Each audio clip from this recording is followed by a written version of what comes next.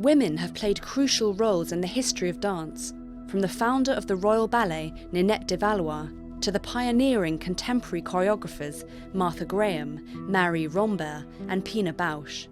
And after them came the generation that included Siobhan Davies and Anne-Theresa de Keersmaeker. But the most prominent choreographers today are men, names like Christopher Wheeldon and Wayne McGregor. So where have all the women gone?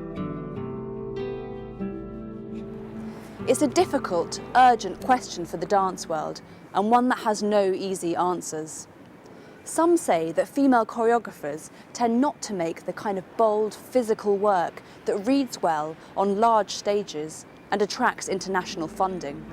Many more women than men train to become dancers, but the men are encouraged to develop muscular techniques and to stand out as soloists. This early teaching arguably translates into more athletic, exuberant work when these dancers go on to become choreographers. It's said that female dancers, on the other hand, are often more encouraged to fit in than to push the boundaries. The English National Ballet is addressing the problem head-on with She Said, a triple bill of new pieces by female choreographers, which opens in April.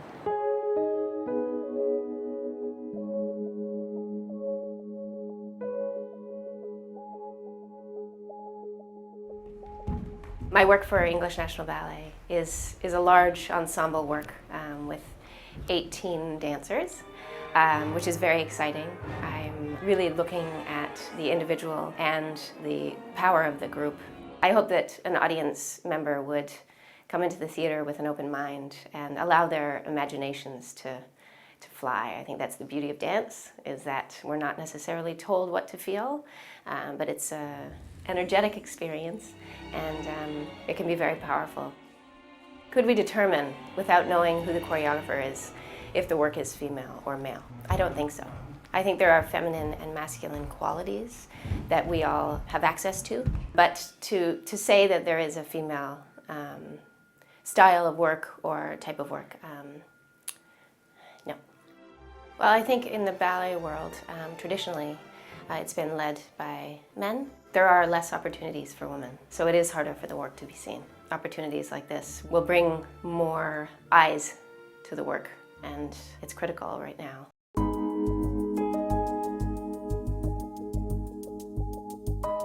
One of the most exciting female choreographers working today is the Canadian Crystal Pite.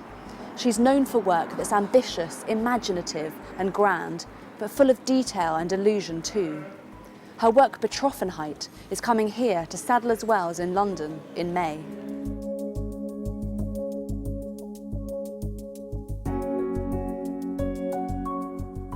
So what is it about Crystal Pite's work that you find so interesting? She's a fantastic choreographer. She's got the craft. She's able to create wonderful imagery through movement in the abstract sense, but she's also able to tell stories. So she has this wonderful mix of going from a sort of narrative base through to abstraction.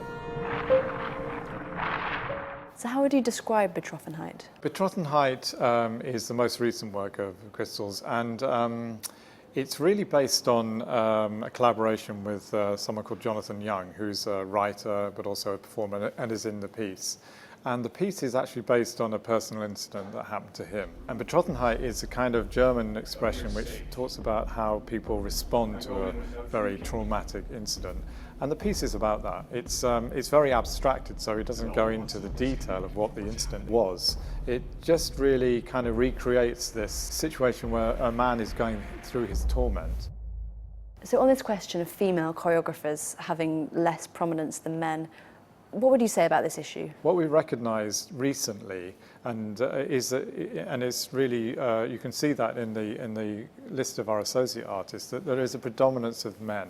Parenting and childcare is absolutely one of the issues. I think it's very difficult for a woman to deal in every area to deal with career and childcare, and I think that's true in dance and all of the creative arts, because there's very intense periods of creation and you have to almost give your whole life over to it. Well, one of the other areas that we've heard from women choreographers is actually the training that they've gone through, and how you know, even at the very beginning, you know, the boys are more assertive in the rehearsal room. Do you believe in this idea of sort of male and female choreography? People of different backgrounds and different gender make different kinds of work. So what I think is very important in this is that the women's voice is also represented when you come to see work at our theatre.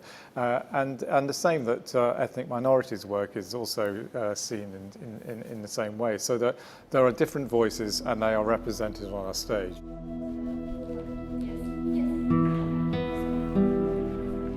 This time I was invited by English National Ballet to create a new piece, and my piece name is I'm Dao.